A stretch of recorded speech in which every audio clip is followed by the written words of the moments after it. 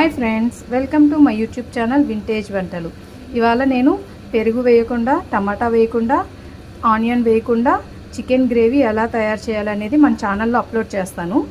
మీరు కూడా చూడండి. ఇప్పుడు ఇది మనము రైస్లోకి కానీ, దోశలోకి కానీ, గారెల్లోకి కానీ చాలా టేస్టీగా ఉంటుందండి.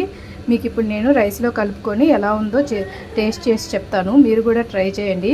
హైదరాబాదీ స్టైల్లో వస్తుందండి. కానీ ఇది నా చిన్ననాటి మా అమ్మ చేస్తుంది, మా పిన్ని చేసే వంట ఇది. Please subscribe my channel friends.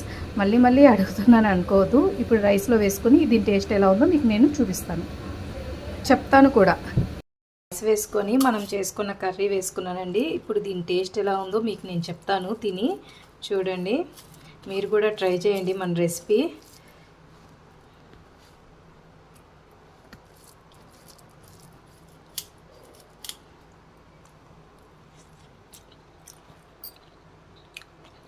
నోట్లో నీళ్లు ఊరిపోతున్నాయి ఫ్రెండ్స్. చాలా బాగా కుదిరింది. Bye friends. లైక్ చేయండి, కామెంట్ చేయండి.